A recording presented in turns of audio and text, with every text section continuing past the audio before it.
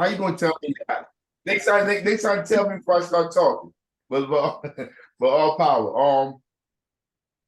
This video right here that I'm about to show, since we started recording again, this video that I'm about to show I'm just showing the first part of it. It's just an introduction to what the video is about. It's about COINTELPRO, the Panthers. But basically what I was about to say is when I deal with people, when I deal with the managerial class, often what they tell me is, hey, look, Africa, you got to find a better way to talk to these politicians. Maybe if you change the tactic, you change your way of talking to them, they're going to change and they're going to be more helpful. But these are the same people that glorify the Panthers and say they know about UP, they know about Bunchy Carter, they know about Bobby Sale, they were around doing the Panthers. These are the same people, as if they forgot how the Panthers spoke to these people. You're the politician in our community, the imperialists, the landlords. These are not our friends. These are our mortal enemies. You don't like, by you going talk to them in a soft, lower tone while they're gentrifying the community. That doesn't change nothing. You talk to them how they deserve to be spoken to, like the savages they are. Bobby Seale, Huey Newton, and Eldridge Cleaver, the Panthers boldly challenge white America to deliver justice and opportunity. When the party says power to the people, we ain't diving a pound. We say power to the people. Our slogan was about all power to all the people. That's what it was about. Armed with guns, they advocate self-defense. The police occupy our community as a foreign troop occupies territory. And, if need be, the violent overthrow of the government. You sort of had this idea it was this rogue group of out-of-control black people with guns shooting police. We say, bring it on. If you want war, let there be war. They are attacked by the FBI and police, turning city streets into battlegrounds. Message received. To be a member of the Black Panther meant you were a target of the United States government. It cost people their lives, you know. But the Black Panthers never backed down. It was heroes to the black community because they spoke up and said what they had to be said. These are the counterculture icons who changed the world. In this hour, the Black Panthers, lords of the revolution. I am a revolutionary. Hey, when you get some time, if you haven't seen it already, go through the video and watch the video. I mean, but like I was saying just a few minutes ago, people always really act like this respectability politics thing has always been around. This is how you're supposed to do business. So there's no need to be respectable to people that are making you homeless, the people that are making you poor, the people that send your children to wars. There's no need to talk nice and be nice to them. Talking to them is not going to change anything. I'm about to play this week. We're not doing that much reading. This week is a lot of videos. And I like it with this video because you get to hear from Huey P. Newton himself. You get to hear from people that knew Bunchy Carter. It's not what Africa is saying. It's not what the new Africa Black Panther Party is saying. It's what Huey P. is saying from his own mouth. This video I'm about to play, Huey P. Newton is explaining in the late 60s, early 70s, how progressive the Black Panther movement were. They had no problem. Whoever got there, or mute your mic. But they had no problem bringing women, bringing gay rights into the movement because they understood our movement was like, they didn't have to be stratified. We shouldn't go by the rules of society. We didn't need to break ourselves up into different corners. Like the only way we could defeat this demon, these people that we're dealing with, these imperialists, was for us to all come together, whether you gay, you black, you white, as long as you share the same political philosophy. That's what Pantherism is. As long as we share the same political philosophy, we can fight towards the material conditions that we desire. But I'm gonna let Huey talk to you in his own voice. There are a couple of other minority situations, or at least cleavages, on which I would like your comments. There are many groups of women today who are all categorized as women's liberation, and yet again, they represent a variety of groups, only some of whom are politically conscious, and there are other groups like the homosexual groups. I would like your thinking on their relationship to what you're talking about. They definitely have a place in the revolutionary movement, the Women's Liberation Front. The Women's Liberation Front, some of the groups are politically conscious. Those groups of women who are politically conscious, we would like to unite with them, and we would like to also have unity with the homosexual groups who are also politically conscious. We've had meetings with the homosexual representatives of the homosexual group and also the Women's Liberation Front. Now, the homosexual group have been oppressed so much and so badly until it was hard to convince them that the Black Panther Party is relating to them. But we see that homosexuals are human beings, and they're oppressed because of the bourgeois mentality and the bourgeois treachery that exists in this country, that tries to legislate sexual activity. Most of the laws are laws not to promote freedom, which is, I believe, that one of the most essential things that man universally strives after, whether it's internal freedom or external freedom. In other words, freedom from compulsions and obsessions. Man is not happy when he feels forced.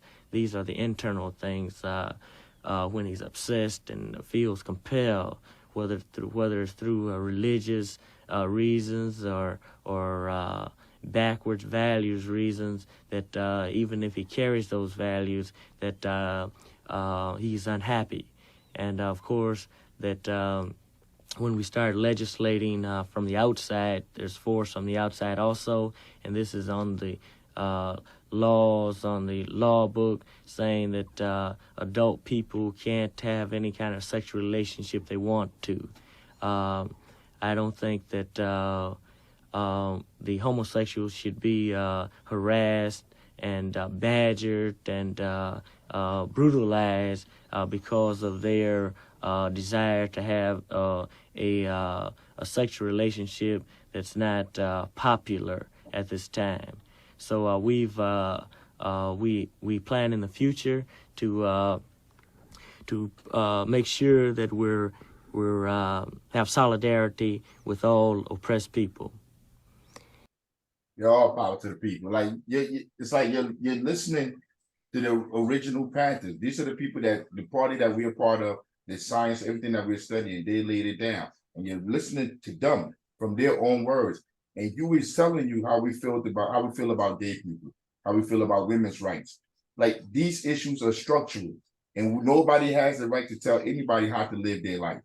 And you're hearing it from Huey's mouth himself. Because when people talk about this, when the government, when they try to do this COINTELPRO tactics on us, they make us out to look like savages. Like we haven't evolved the understanding that we're all human beings, that we don't love white people, we don't love women, we don't love gay people. Like they make Panther out to be negative, so they first they dehumanize us, then they can get rid of us. I mean, so it's like we have to put out our propaganda. We have, like, I love putting out the videos because you get to hear the original Panthers, and it's not nothing that we're making up. Most of the time when we talk about the Panthers, everybody always talk about Huey P. Newton, Bobby Seale. They even talk about what's her name? She was never even a Panther. Angela Davis. They talk about Angela Davis, and everybody in their mind think Angela Davis was a Panther. She was never a Panther. But you never hear about people like Bunchy Carter. This video is about 10, 11 minutes. He's going to explain to you who Bunchy Carter was. Bunchy Carter's like everybody sitting here. He's just like you. During his time, he felt the need to become a part of something that was bigger than himself, and he joined the Panthers.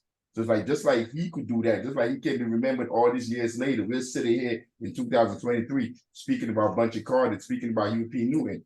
People will be speaking about you too in the future. People will be sitting down talking about you. Like I had a meeting earlier this morning with Andy, and we're talking about the cartoon that Andy made about Ras Baraka, about what's going on in the city, the gentrification. And that art is going to live on. I don't think I told Andy, but that art is going to live on past him.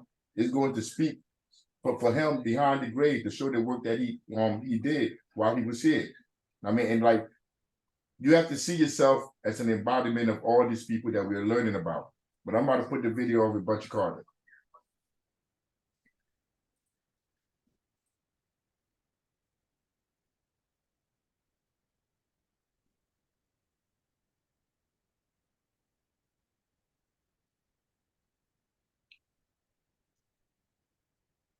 Everybody knows about the Black Panthers, and they know about Huey and Eldridge Cleaver and those guys in Oakland. The world needs to know about Bunchy Carter. It's a whole nother conversation about who Bunchy was. He proclaimed himself Bunchy Carter, the renegade of Slauson. There's no really books about him. You don't see him on T-shirts. And here he was, some so-called nigga out to Slauson. You know, he's like the unsung true hero of Los Angeles, California, the whole community.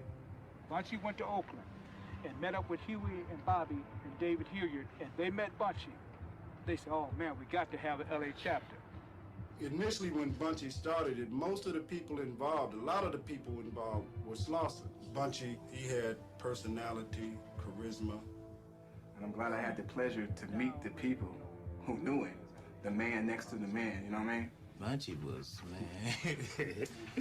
They said, no question, he was the smartest one, the bravest one, the baddest one. His mannerisms was street, but his mind had been developed. He became political. We called him the mayor of the ghetto. He had a natural ability. He was a natural leader. A lot of the members in the gangs, he was able to bring them in, re-educate them, redirect them. We would have dances every Friday night. We might fill the place up, maybe a couple of hundred people in there partying, sweating, dancing. And right in the middle of it, we'd cut the music off. Bunchy'd jump up on the table, start talking for maybe 10 or 15 minutes.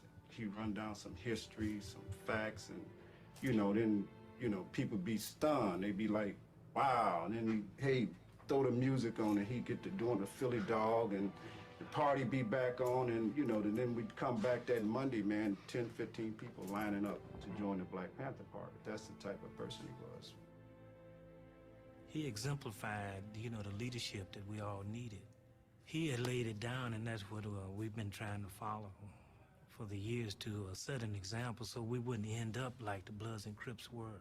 And it's not no gang or criminal mentality that we were trying to exemplify. This is not for you or your set, it was for your people. It was a huge and big and rich time in history. We weren't, as the media and history would have us believe, a gang of hoodlums. I lived there. That was my life. I wasn't just some armed guerrilla intruded in on the community. That was my home. I have some very sad news for all of you, and I think sad news for all of our fellow citizens. Martin Luther King was shot and was killed tonight in Memphis.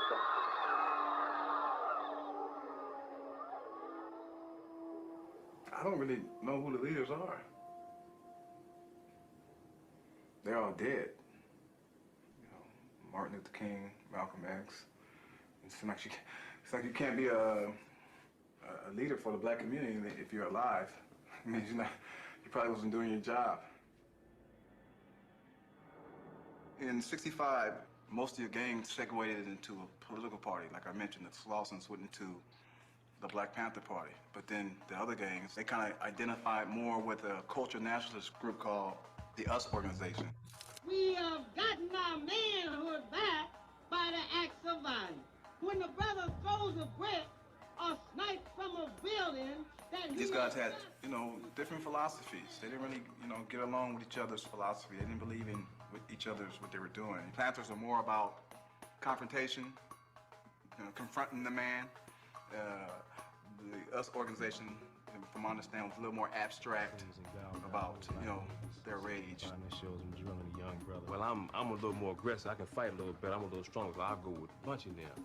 And the guys who couldn't fight so well, the guys who wanted to be more jazzy, they went with Karinga. Kinds of things that Maulana Karinga was saying in that first speech I heard clicked with me in terms of black people seizing their own destiny and to express that through political power, to seize political power through organizing and a self-affirmation of who black people were. Given that both organizations were had been recruiting strongly from gang structures, you can see the beginnings of some confrontations.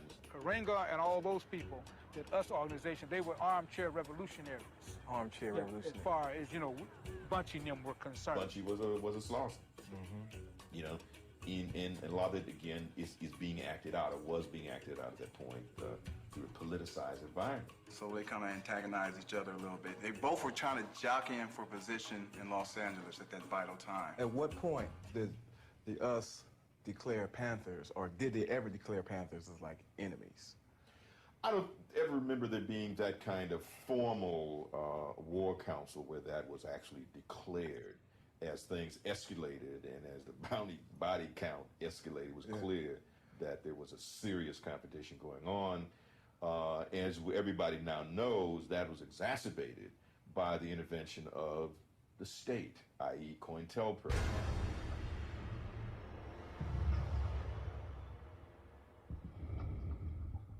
Vice President Agnew has called the Panthers a completely irresponsible, anarchistic group of criminals. Hoover decided that for some reason the Panthers were the most dangerous organization in the United States, even more dangerous than the Communist Party or the Mafia. And so he ordered them essentially destroyed.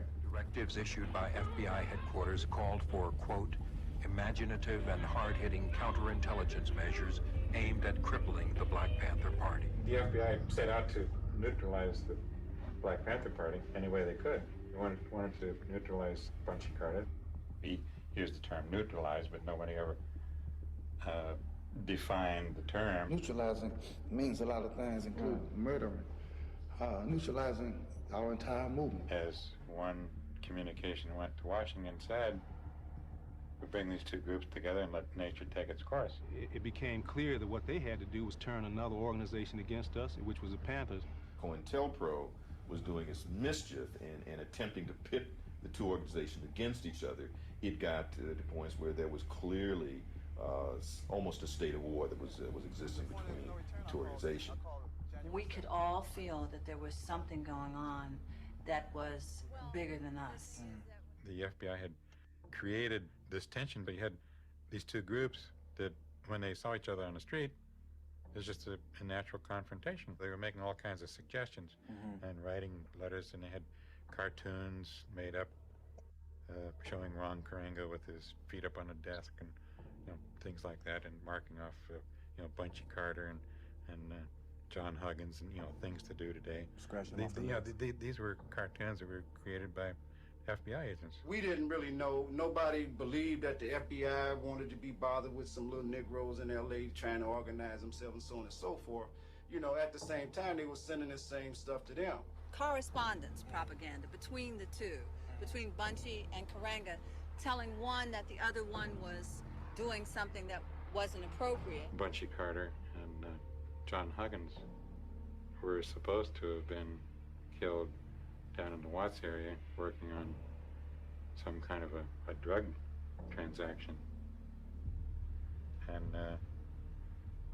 it would just look like a drug deal, not a political assassination. The day before that meeting, Bunchy and I went to the US headquarters and met with Ron Karenga and Jomo. Jomo was in charge of their military. We had an agreement that however the students voted, Bunchy on the left, John on the right. if they voted for cultural nationalism, the Panthers would support that. If they voted for revolutionary nationalism, us would support that. Bunchy realized what was going down. He jumped over a row of chairs. He got shot through the chair. Damn. So the bullet expanded and hit his chest, expanded, and he died instantly. January 17, 1969, Bunchy Carter was killed on the campus of UCLA. And for some reason, the US organization kind of got the blame for it. Somebody from the US would have served as the killer for that. Right, as an instigator or what we would call, agent provocateur. How did that all come about? Did they say, today we're killing Bunchy at UCLA? Was it like, today is the day we're going to kill Bunchy, but it's going to be at UCLA? We didn't get him on that drug thing. Was it planned out, that structure? Or? Well, as I understand it from the agent who was telling me about it, The operation at UCLA was all screwed up.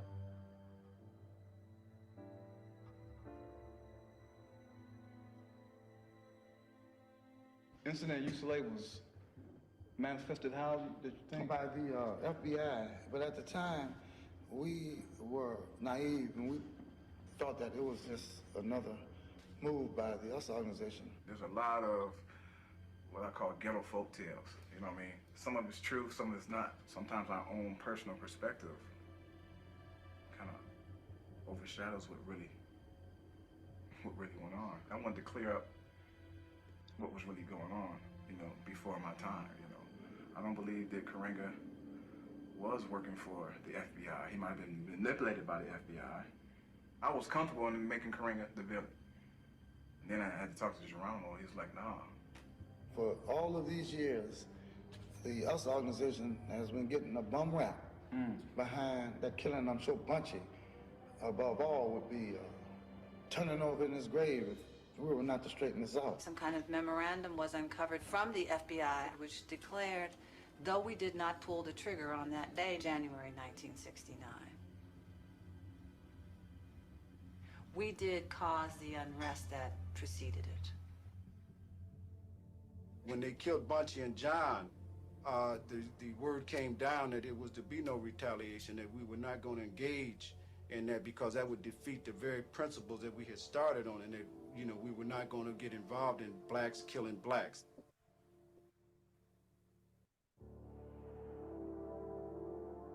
And it was hard not to break his rules, you know, because they took something away, man.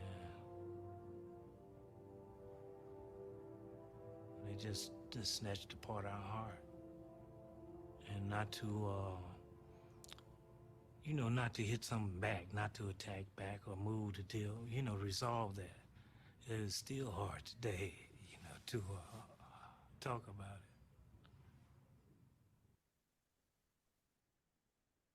it. Nah, it'd be a little bit hard watching this because as activists, most of us here are activists and we do this work, and you run up against the system. And like in our life now, in reality, in modern time, as we talking right now, last week they posted pictures of me all around the city. They try to dehumanize me, to let the public know that whatever they wanted to do to me, if they wanted to hurt me, they could do that and it was okay. They put posters, one of the posters, like this was back in the cowboy days in the Western. They had them all around the city, all city buildings, because we were talking about housing, because we were demanding that the politicians stop making people homeless. Not because I committed a crime, because I did any harm to anybody or the Panther organization did anything. They threatened to take our base away. Yo, I have no doubt they're trying to send information to try to break us up from the inside. Because this is the tricks that the state will do. They have no other recourse. They have no other ways to really deal with us. So the only way they can deal with us is by weaponizing the institutions they control. So they use those against us. And you're listening, like Bunchy Carter is like everybody else, like I said. When you dedicate your life to working for the people, it's things you expect to come with that. Like this life that we're living, this reality, this is what is expected to come with it. A lot of people call. They call the house, they call the Secretary General to find out if we okay, if we all right. Like if we strong enough to keep going on. Yeah, but we made up our mind a long time ago. Anybody that partakes in this life, first of all, once you go through this political education class, you should understand what's ahead for you, what you're going to deal with. That's why I say when I come here every week, I'm happy to be around people like yourselves, because I know the risk that you're taking. It's not easy to be counter to what culture is. They just say that earlier in the video, to counterculture, because that's what we are. We don't believe in individualism. We don't believe in exploiting the fellow man. We don't believe because of our race, because of our class, because of whatever, we're better than anybody else. That's counter to the capitalist reality that we live in. That's totally counter. And once you're that person, the world is going to walk all over you, because the world is a social construct built for savages. And once you're not a savage, it's hard to it's hard to go to a gunfight with a spork. I mean, and that's what it's really like sometimes. But when you find a community like this, when you find people that think alike with the same philosophy, Yo, there's nobody that can defeat you. Yo, they put those posters up without no lawyer, without no money, without no military. They took it down less than 24 hours later because the people demanded they take it down. If you live your life to fight for the people will fight for you. Fred Hampton, I'm about to put Fred Hampton on, he's gonna talk about intercommunalism. Like all of this, like it works together, it pieces together, it connects together to form the larger picture. Because Fred is about to explain to you who our enemy is and what we need to do if we want to defeat that enemy. I mean, so like all the work that you put in, you're not just putting in work just to be out there, just doing stuff just to be doing, like going to vote for 2 imperialists, just to be voting, doing things that there's no science, there's no evidence that electoral politics is the path, that it works. Our own history, all of us here are over 30, most likely. Over 30 in our 40s, in our 50s. Like you've seen life, you see how life works. Electoral politics has done nothing to change the material condition of anybody. It is a fraud. It maintains the status quo. I'm gonna play Fred Hampton. Like once again, I'm playing these videos is them speaking to you from the grave. Like they're talking to you, they're telling you, and everything that they're telling you is opposite of what you get on MSNBC, CNN, Fox, even the independent media. People, like all these people are a hustle. The independent media is a hustle. All of it's an electoral politics hustle. It's to get people that are interested in electoral politics into participating in the same scam and hustle election cycle after election cycle. These people don't care about the truth because they'll bring up Fred Hampton, but they'll never say none of the stuff that Fred Hampton is saying here. What makes them mad about it? What makes them mad about it is that they have black people and white poor people and red poor people and Puerto Rican poor people and Latin American Puerto Rican people of poor people of all descents. They had them caught up in movements based on racism when the Black Panther Party stood up and said that we don't care what anybody says. We don't think you fight fire with fire best, we think you fight fire with water best. We're going to fight racism, not with racism, but we're going to fight with solidarity. We said we're not going to fight capitalism with black capitalism, but we're going to fight it with socialism. We stood up and said we're not going to fight reactionary pigs and reactionary state's attorneys like this and reactionary state's attorneys like Hanrahan with any other reactions on our part. We're going to fight their reactions with all of us people to get together and have an international proletarian revolution. Right on. And that's saying all power to the people. Right on. That's saying that no matter what color you are, there's only 2 classes. And that's saying there's a class over here and there's a class over there.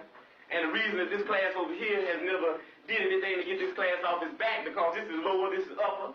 This is the oppressed, this is the oppressor. This is the exploited, this is the exploiter. And these people in this class have divided themselves. They say, I'm black and I hate white people. I'm white and I hate black people. I'm Latin American and I hate hillbillies. I'm hillbilly and I hate Indians. So we fight amongst each other. And you've heard the testimony of pigs here. You got pigs of all colors, you know that. You got pigs that are white, you got pigs that are black, you even got pigs that are black and white. Propagating the same type of madness that this buffoon Hanrahan would be propagating if he were here himself.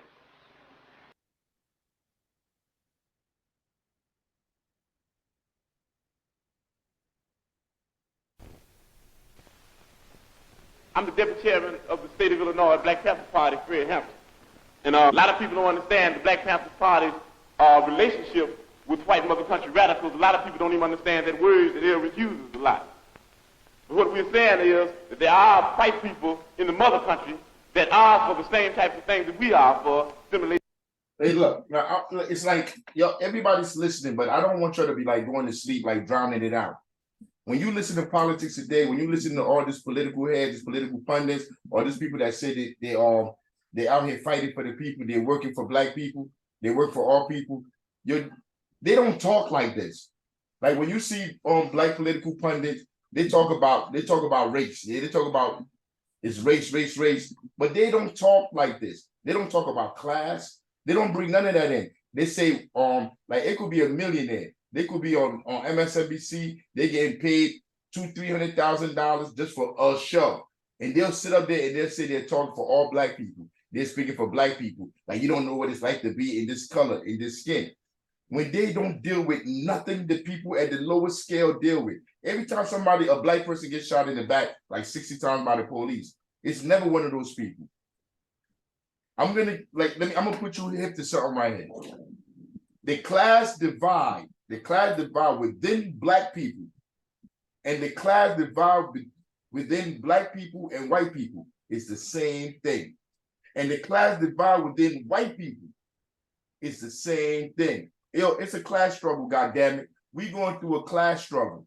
And these fake hustlers, these fake activists, they'll come on here and they'll wax poetically about how they grew up in the hood, how they ate mayonnaise sandwiches, how they had sauce in their pocketbooks. They'll say all these things to try to act like they're with us.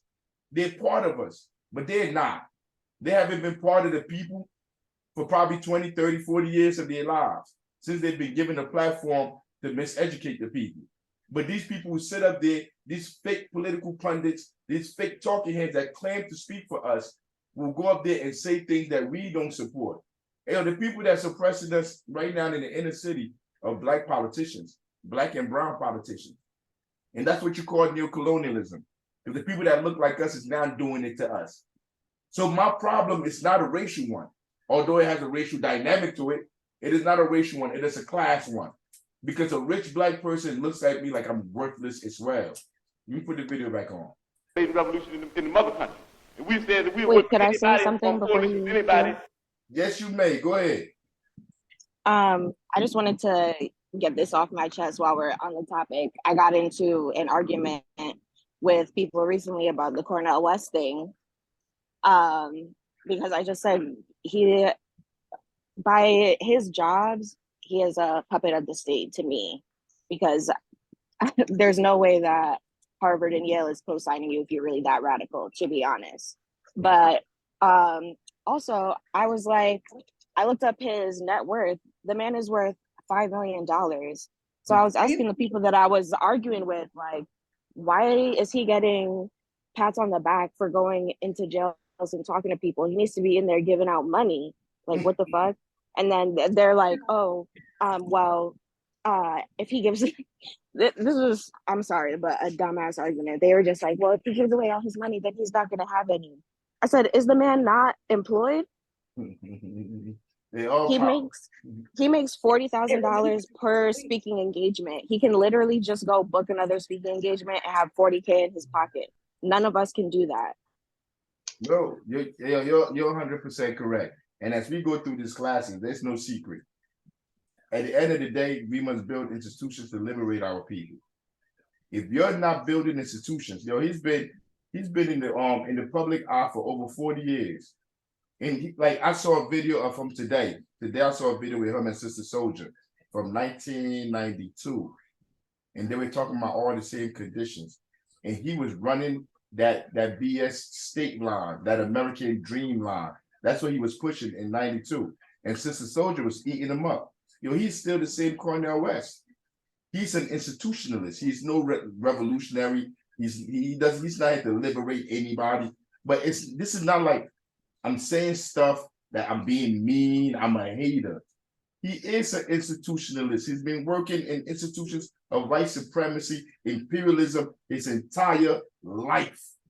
He has never spoken to people about leaving these institutions. He tells people to go into these institutions and find their way in these lion dens. He's a savage himself. And I would say to him, you know what? Somebody was asking us if they could come here with the Green Party for him to come make a pitch. This is a political education class. I want them to come here. I want Cornel West to come. I want the people from the Green Party to come and tell us how participating in electoral politics is liberation or changes the status quo. I need you to explain. Yeah, I'd love to hear their explanation of that. Even if Cornel West was actually about the shit that he says, he cannot become president of the United States and they're gonna allow him to free all political prisoners and shit like that. That's not happening. But how is he even gonna do it? He doesn't have the Democrats don't fuck with him. The Republicans don't fuck with him. Nobody fuck with you. How you passing any laws? How you making any policy? Nobody's listening to you. And we know that both parties don't want him in there. It just like they're playing games with us. After Bernie Sanders, Bernie was the last one. Bernie, I'm not gonna lie. I was out here voting for Bernie. I'm gonna keep it 100 because he was talking that class. No, I'm so sorry. Bernie Sanders said he was against reparations for Black people. Yeah, so yeah, I understand, but he was talking that class rhetoric. I mean, I was rolling with the class rhetoric. But yeah, but he is savage as well. He's a sheepdog. But like, we're gonna keep talking on there. Let me finish playing this video. Then we can talk after this. That has revolution on their mind. We're not a racist organization because we understand that racism is an excuse used for capitalism. And we know that racism is it's a byproduct of capitalism. Everything would be all right if everything was put back in the hands of the people. And we're going to have to put it back in the hands of the people. Everybody in the state of Illinois is going to have to be involved or even around the revolution because we're going to have one. We're going to have to do more than talk. We're going to have to do more than listen. We're going to even have to do more than learn. We're going to have to start practicing, and that's very hard. We got to start learning, and you learn through practice. We got to start making mistakes, and you learn through making mistakes. We got to start getting out there with the people. And a lot of times we think we're better than the people, but that's an insult, and that's criminal. Think you're better than the people.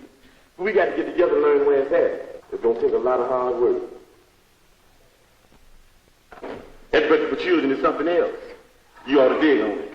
Every sister in this audience. Every sister in this audience ought to get themselves together and come on down and help us with that Breakfast for Children program. You ought to come down and help feed them children in the morning. We have Breakfast for Children because we teach the people through practice, through observation and participation, that people can be fed free. That's people saying socialism is the people. You're afraid of yourself. If you're afraid of socialism, you're afraid of yourself. We know they have our pictures. We know they're looking for us. We know they want us. But we're still saying that even though we could be in a sense, as far as this system goes, on the mountaintop, we in the Black Panther Party, because of our dedication and understanding what's in the valley, knowing that the people in the valley, knowing that we originally came from the valley, knowing that our flag is the same flag as the people in the valley, knowing that our enemy is on the mountaintop, our friends are in the valley, we say even though it's nice to be on the mountaintop, we're going back to the valley.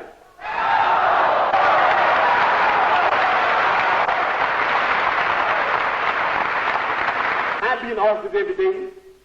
I'd be in the streets propagandizing every day. I'd be working with everybody every day. I'd be teaching that solidarity is the thing. The end of a complete wipeout of imperialism is the thing. So if you're going to be thinking about me, that's what Bobby would be teaching. If you're going to be thinking about us, all we say is ain't no thing about going nowhere, getting killed. All we want to know is that you're doing what we'd be doing if we were here. And you got to do that. You can't do it unless you believe that you can do it. In the spirit of liberation, we understand that they want everybody in the party in jail. And we know that if we try to figure out and separate and divide who should go and who shouldn't go, we spend more time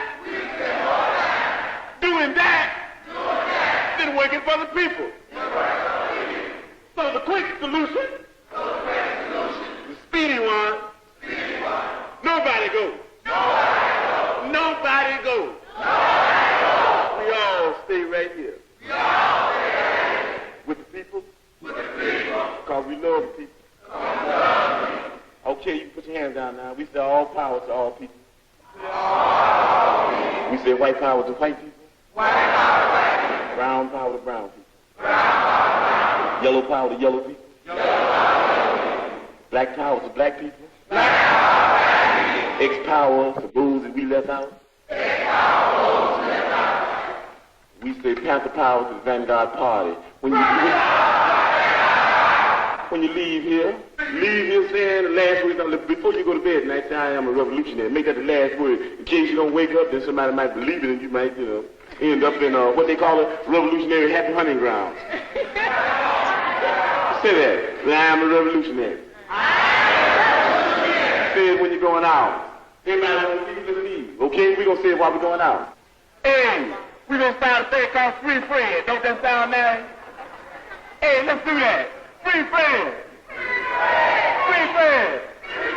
Free Fred. Free Fred. Hey, I ain't even in jail yet. All power to the beat. The next video that I'm about to play is Fred Hampton, and he's talking about it. The need of education. He's talking to some people and he's explaining to them the reason why we need education. Like everybody think like you just come together, you come together with these groups, you come together with different people, and then you just magically change things. Nah, it doesn't work that way. You have to be educated. You both have to understand the philosophy that you both believe in and are willing to fight for. I mean, and he's explaining it to these people that, like, people always come up with ideas like, oh, we could do, what they come up with? What they come up, financial literacy. Like they talk about all these different things. I say, if you do that, your material condition are going to change. And they never talk about the structural, institutional things that keep people at the bottom for capitalism to work for those at the top. They never discuss that. They just say, like they say, we're gonna come in there, we're gonna make a bank, we're gonna build a bank and be able to help people. We're gonna come in and get open up a supermarket and give people jobs. Even though the jobs at that supermarket, people can't even afford to pay rent. But they say all these things because they're not educated. They're not educated on the system or the society that they're trying to go against. But Fred Hampton's gonna have a conversation with these brothers right here.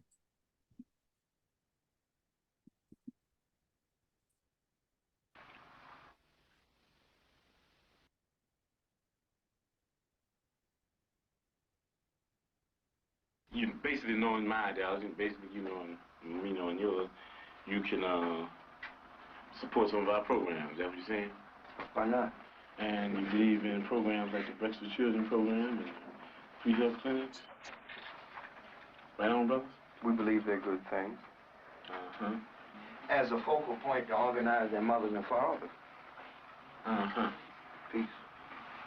Mm-hmm. There's no educational program here? That's come out of the social action thing. You know, you set that up, brother. I mean, we can't put everything on one piece of paper. What about this bank? Credit union? Mm-hmm. Credit union. Credit union, my brother. Is a bank. Are you hip to credit unions? It is a bank. Yeah, you go and borrow money? Yeah, it's a bank. It's a bank. Owned by the people, run for the people, and by the people. What will money be given out to people for? Well, the people would decide that.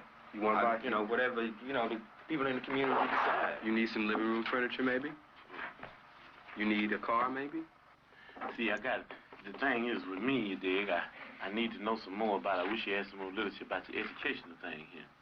Because, you dig, as far as we're concerned in the struggle, the way we look at struggle is that this depends on the educational thing, you dig.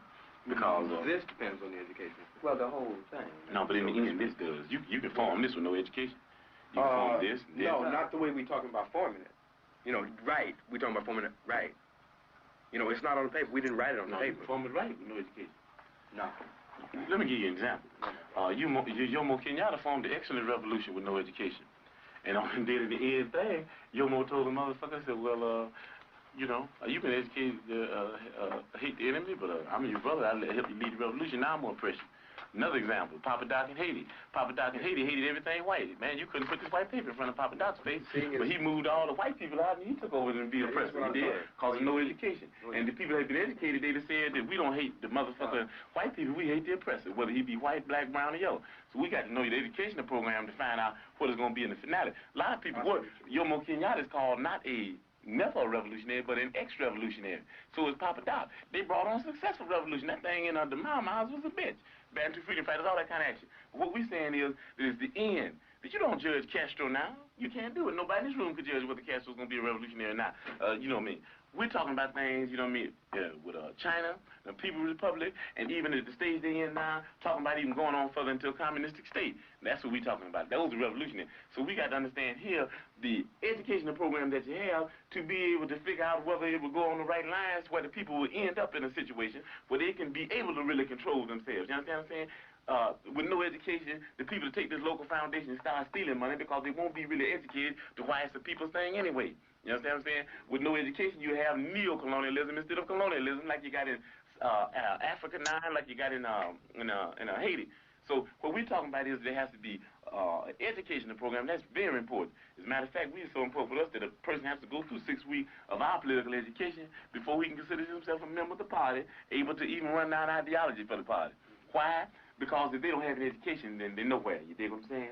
They're nowhere because they don't even know why they're doing what they're doing. You might get people caught up in the emotionalist movement. You understand me? You might get them caught up in because they're poor and they want something. And then if they're not educated, they want more. And before you know it, they'll be capitalists. And before you know it, we have Negro imperialists. Oh, wow, to the people. Yo, I love listening to him talk. Like he breaks it down like real plain and simple. Like I was just talking to you, comrade, and you say something about reparations. Yo, like I don't even want to say it because people like once you say it, people go crazy because like that's the new high right now. Reparation. But if you listen to what Fred is saying, yo, if you don't have, if the people are not educated, if you don't educate the people, once you give them whatever you give them, they're going to become the imperialists. They're going to become the capitalists. They're going to become the oppressors. He's naming presidents and leaders around the world in Haiti. I mean, like Papa Doc. Papa Doc hated everything white. He said he even hated the white piece of paper. He said Papa Doc hated it. When he came into power, he became the oppressor. Because education is more important than anything else out here. Because if you don't have political education, once you get access to all the stuff that you want, the money that you want, you're gonna turn around and become the oppressor. We see it everywhere in our communities. We see it in all inner city communities with Black and brown leadership. They have become the oppressors. They have become the fascists. Who would ever think the son of Amiri Baraka will be called a fascist in 2023? But he is a fascist because he worked for fascists. I mean, his job is to take the materials, the resources that we all get, that we all work for, and give it to imperialists. Bottom line, he doesn't care. It all goes to imperialists. He's working for imperialism. The government and corporations working together to benefit them. That's imperialism. That's fascism. And that's what he's doing. But now let me go back to the reparation thing. So you give everybody reparations right now. Every single institution in America is white supremacist, is racist. And I like to bring that back. When they say white supremacy, like you heard, I think it was Fred that said a few minutes ago, that racism is a byproduct of white supremacy. It's like the same thing. I mean, but it's imperialist. Like everybody thinking like, yo, you home, yo, I'm white. So when somebody say, well, I don't think people think that, but I'm gonna say just to get it out of the way. People say that home that are white. And when you hear somebody say something about white supremacy, you feel like somebody's talking about you. When you won't have shit, you ain't got a pot to piss in or window to throw it out of. And you think people are talking about you. Yo, white supremacy, imperialism are the people that control everything. The landlords, the people that own the corporations. You're none of those people. In fact, if you're white and you're sitting home right now and you say, man, damn that, I'm tired of this. Man, I want all Black people to be free. Ain't a damn thing you can do.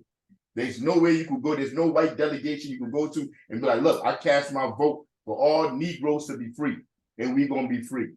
The only thing you could do is get this political education. Join the organization. Join one of the organizations under the Rainbow Coalition.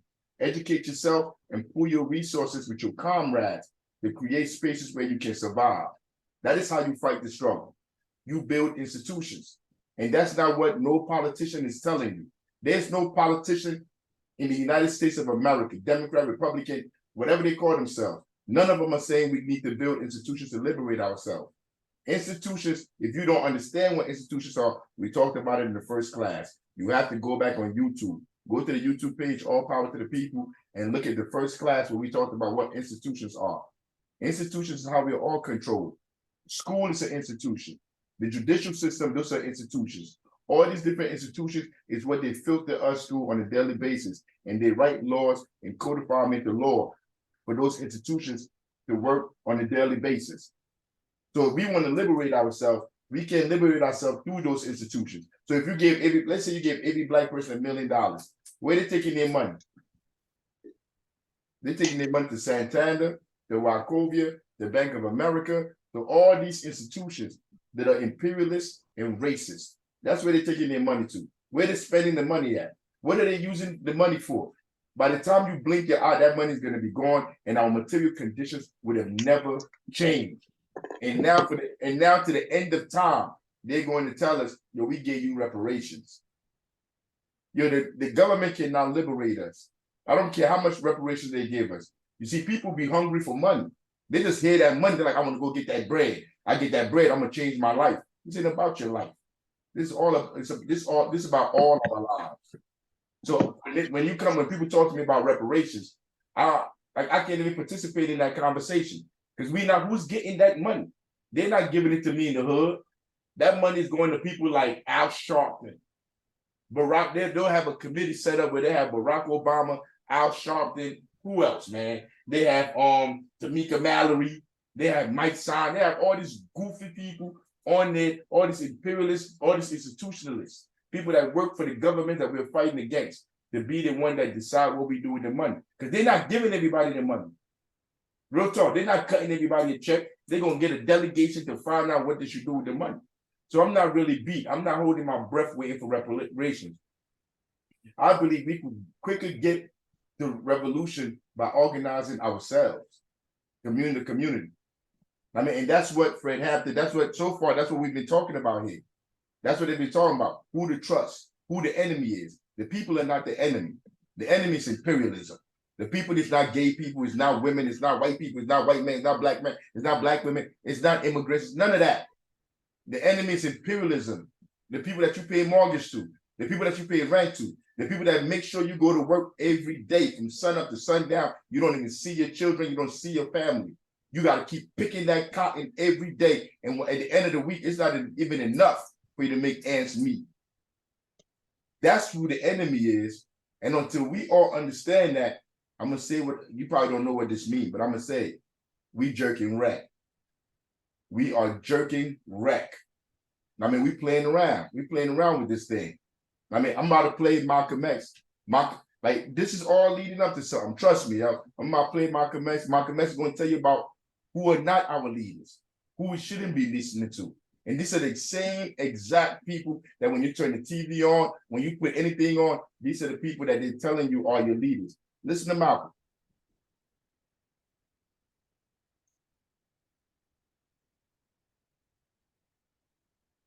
Listen to Malcolm. A little while ago, these leaders that they call leaders, this included Lena Horne, this included Dick Gregory, and this included comedians, comics, trumpet players, baseball players. Show me in the white community where a comedian is a white leader. Show me in the white community where a singer is a white leader, or a dancer or a trumpet player is a white leader. These aren't leaders. These are puppets and clowns that have been set up over the white community and over the black community by the white community and have been made celebrities and usually say exactly what they know that the white man wants to. No, but you heard Malcolm. Who do they put in front of us as leaders? I mean, they put these comedians, they put these actors, these entertainers, people that know nothing about nothing. All they know how to do is chase balls around and act the fool and act like clowns. But because they give these people money, they give them platforms, these people come out now and then they tell us what we need to do to survive. Like 50 Cent. 50 Cent is going to tell me what I need to survive in the hood. Because a long time ago, he was in the hood. Who else? Ice-T. I've been watching these people. Ice Cube. These are people that are going to speak for me. Like, how insane is that? How ignorant is that? No social scientist, nobody. Even Cornel West. I'm not even sure what Cornel West got his degree in. But I doubt it's about, I think he got it in church or something. Whatever they call that degree when you get a degree for church. He got a degree in one of those things. But he's here to tell me what I need to do to survive. Even though he's been working in institutions of white supremacy his whole entire life. He hasn't lived in our community his whole entire life. He hasn't been here. A lifetime he hasn't been in our community. I mean, they don't live with us. They don't eat. They don't breathe the same air as we breathe. But they use the colorism. They use our skin tone, our color to try to act like they're down with us. And that's what he's telling you. Now, I'm saying all of that because right now we're going through a battle with the mayor in Newark, New Jersey, Ras Baraka. And everything that we talked about right here in this class is all the tactics that he's trying to employ to try to damage the new African Black Panther Party in Newark. He brings, like I'm about to play it for you right now. Last week they had a 24-hour apiece. They bring out musicians, celebrities, they come perform, and then they had a town hall. The name of the damn town hall was Mama, I Made It. Mama, I Made It. Yo, 50,000 people in the city are home, like looking for a place to stay. They're on the verge of being homeless. There's homeless people on every block out here. Everywhere you go, you can see the poverty out here. You can't duck the poverty. It doesn't matter how many jobs you have. You cannot afford to live here. And they brought all these celebrities, these millionaires. My son a millionaire. He became a millionaire after coming out of prison. Not from rap, not from doing anything, but being an activist, being a fake activist, being a talking head for imperialism. Now he's a millionaire, because that's what they do. They cut you grants, they cut you checks for you to be able to sell your lies to the people. And when you give that money that they give you, when you start giving it out to people around the way, they start listening to you. People start respecting you. Because that's how we've been conditioned to be. But they brought these people to the town hall, Mama, I made it. And I say, just listen to them and see what they say. Because I already know, I've heard Malcolm say this before, that these people are not leaders. I mean, but I said, like, let me hear what they got to say. So they're asking the same questions, and they're saying the same thing about the mayonnaise, about growing up in the hood, about all these things, but they never spoke about the systematic things in the society that keep people down. They point the finger at the people. Watch the people you hang with. You have to set your clock. You have to be disciplined. You have to have passion. This is all this. I don't even want to play their videos. Because when I watch other shows, they play videos and let these people speak. they will never give me a platform to speak. So you know what? I'm not even playing their video. If you want to see it, you could go on YouTube, you could get it up, but I was gonna let them talk. I was gonna give each of them, because they got over there, they got 2 basketball players, one that played in the NBA. Man, let me click on this picture real quick. Click on this picture. Right here, the one right here, that's my son. He's a rapper. That's what he do. He's a rapper. You see right here in the back, can y'all see it? Somebody tell me y'all can see like where I'm pointing at in the back. Yeah, we can see it. Yeah, that guy right there, that's the chief of staff. That's Midi Baraka. That's Rob Baraka's brother. This one right here is a WNBA player. Don't remember her name, don't care. Another NBA player, retired NBA player. Don't know his name, Scott some I don't care. This is Do It All. This is a rapper. He is one of the council people in the city of Newark. Has no qualification to lead anybody. But they have him as a politician in the city, controlling budgets, controlling people's lives. Him, this guy from the Lords of the Underground. And this is Gina from Martin. She was the one hosting it. She talking about, she was in it. When you watch this, it's so hilarious. They talking about how they made it. And she tells a story about how when she was trying to make it in show business, she used to have to take injections to make her lips smaller. She had to suck her lip in. All the things she had to go through to try to fit in that world. And because they went through it, I guess they're here telling us that we need to put injection in our lips. Nothing they say up there was about the structural things that was making people homeless in the city. And they're all sitting up there to give social credibility to the mayor. Because that's what they're there for. They're not there for the people. And here, this is Keisha Yuri. She works for the city. They say she works for violence prevention, but her money comes from the city, it comes from the government, it comes from the federal government. She's not working for the people in the city. And these people right here, Keisha Yuri, these violence prevention people, they give them money for them to come in the hood and spy on people in the hood. That's what their money is for. Like they tell them like, yo, we're gonna give you money, go out there and do gun buyback. So now you go to the community and tell the community, everybody in the community, hey, yo, come bring your gun in here to bring it back. We're gonna give you $100, $200, $300. Because they know that people starving and they need that money. So when the people come in and bring the money, they take the names down. Who do you think they're giving them names to? Who do you think they're telling the government or the NGO, whoever gave them that money that came and got that gun? When they come in the community, they act like they're part of the community, like they're coming to save the community. All the information that they get in the community, they take it right back to the government. You and I know the government not our friend. They don't care about us. These imperialists don't give a damn about us. We all know that. But I'm sure she makes over 6 figures to do what she's doing in the community. I'm sure. My son is a millionaire now. They played in the NBA. He was a rapper and he's not in City Hall. I wouldn't be shocked if he's a millionaire. I know she's a millionaire. What do they have to tell the people in the community about anything? Ball chasers, trumpet players, rappers, fake NGO. I mean, like, what do these people have to do? Well, there's nothing they can teach us about liberation. But these are the people that those in power put in front of you to act like they're leaders, to tell you anything. They do not deserve to speak here. So I am not playing this video. I was going to play the video and let y'all hear the goofy stuff they say, but I'm not even going to put that weirdo stuff on here. So like, I think we done for this week right here. Yo, we done. That was the last video right here. I mean, but anything we talked about, whatever you want to talk about, I mean, whatever you don't feel comfortable with, if you don't feel comfortable, if you in here and you're like, nah, son, hey, yo, our issue is race. We got, yo, let's talk about it. I mean, let's talk about it. If not, we're gonna end this right here. We're gonna meet up again next week. But whatever you have in your mind, let me see. Hey, Secretary General, anybody got their hand up? I'm checking. Yeah, if you have anything to say. But this is what Pantherism is about. I mean, casting a wild net to get people that understand these landlords, these banks, these police, all these institutions in America are not here to work for the people. The only way we're going to free ourselves, we work together, period. And what I mean by work together, it'll take your money, put your money where your mouth is. We'll put our money where our mouth is. Whatever community that you're in, start to organize people. Like we have families, and like we raise our kids, and we send them all the way across the country for them to go live this fucked up ass life that we're living, trying to survive, instead of understanding like why they don't live in the same house with us. Why don't we get a bigger house? Why are we not living together? The cousins, the aunts, the uncle, the community. Getting your community together, having people together that you split these bills with.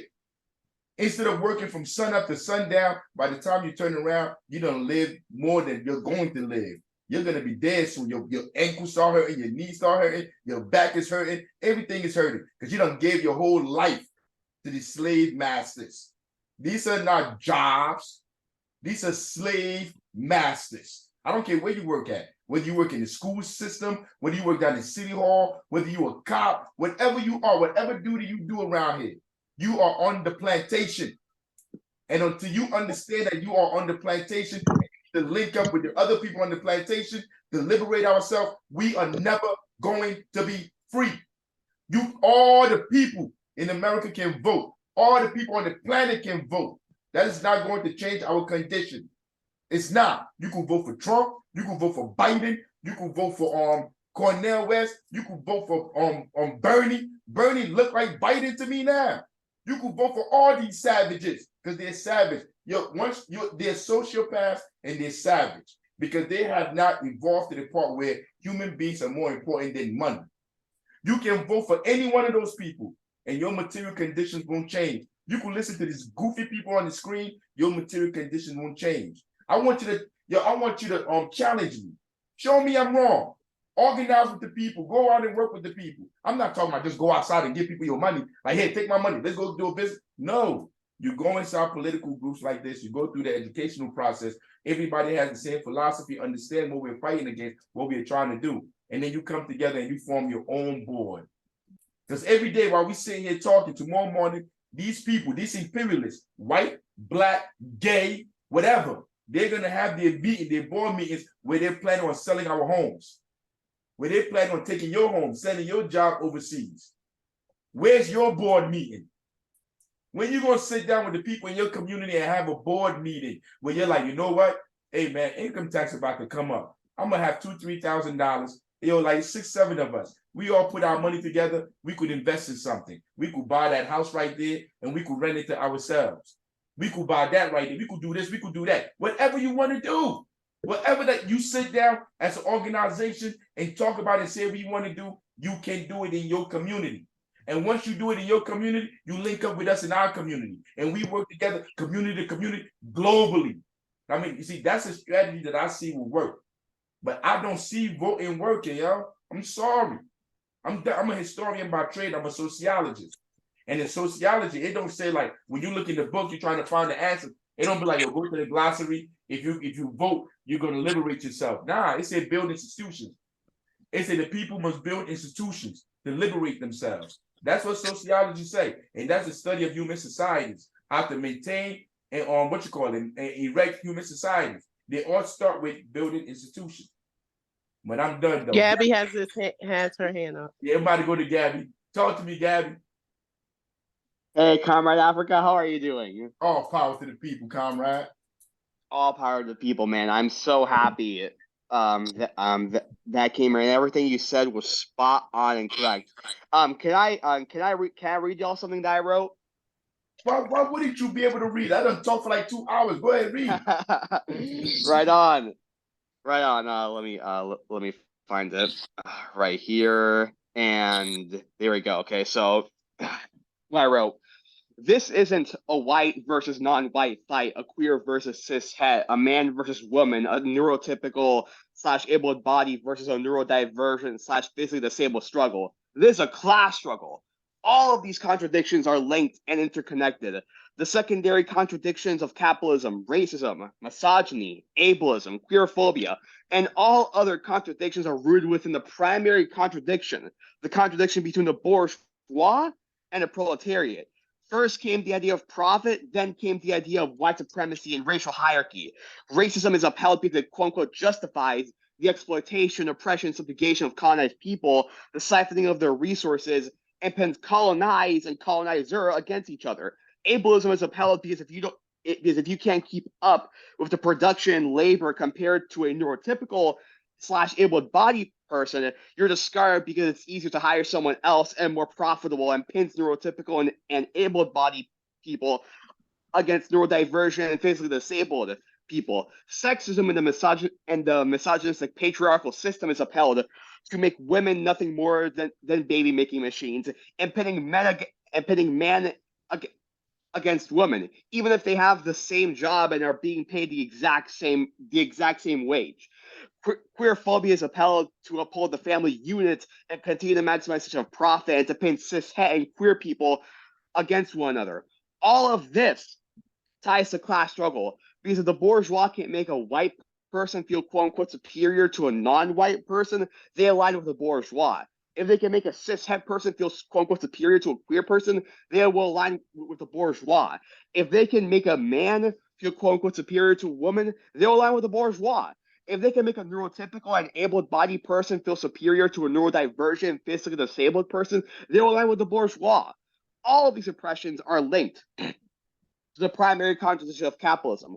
All of these contradictions must be combated through cultural revolution, mass line, survival programs, educating and elevating the masses through struggling alongside them, understanding the materialistic conditions and materialistic needs, applying a dialectical and scientific analysis on each community, implementing the principles of Marxism, Leninism, Maoism, and Pantherism to each community and the unique materialistic conditions. And once they see these organizational structures are actually working, once the masses see that the vanguard party is giving a fuck about them and providing for them, once they see us struggle alongside them, they will come to respect the party and the revolutionary activities, uphold and take on and accept the ideological and political line of the party through observation and participation. Then they will begin to engage in practice, organizing, class agitation, and having a dialectical and circle scientific analysis on our communities, society, class struggle, and internal contradictions within our communities and within our society, the socioeconomic base, the superstructure, and they will become more militant and will be able to move forward to new strategic stages. That's what I wrote. Can I say a quote from UP Noon? Go on. I have muted myself. Go ahead. Right on. Let me. I just had it. You got it. Relax. You got it. Right on. We chilling right now. Relax. You ain't got to rush. Right on. Yeah, take your time. Like everything you just said, you have more knowledge than all those people on that stage right there. I don't think, Thank you. No, not even joking. You're keeping it a buck. I don't even think the people on that stage understood what you said if you told it to them. I asked my son, the one with the short, the cargo shorts on and the brown, I think that's brown hat and brown shirt. I asked him what his political philosophy was. He didn't know what a political philosophy was. Wow. They don't know what political philosophy. Like, how can you be into politics? Like, you give out advice about politics and you don't know what a political philosophy is. You found it? I found it. From Hugh P. Newton himself. Likewise, military victory does not necessarily lead to political victory. In people's war, the people are the instruments of victory, which is the transfer of power to the people. Essential to this is winning the peoples to embrace a correct ideological and political line. If the masses attain effective political power, but lack a correct ideological and political line, defeat will follow. If the masses are won to a correct ideological and political line, and this is organizationally consolidated, but they cannot yet seize political power, ripening of a revolutionary eventual victory is secured and awaits the ripening of a revolutionary situation. In other words, ideological and political line determines everything. You can have all the power behind you. You can have control over all the institutions, but if you don't know how to combat oppression, if we don't know how to combat the secondary and primary contradictions of capitalism, if you don't know how to not just engage in criticism but self-criticism, your movement will fail and you'll just become the oppressor. You'll just revert back to capitalism, because we constantly live under a capitalist imperialist socioeconomic society. We constantly live under it. So it only makes sense that we also have to constantly self-criticize ourselves and uproot our reactionary thoughts. It takes years, and I mean years, decades, to completely rid yourself of bourgeois thought. It takes years. It's not a walk in the park.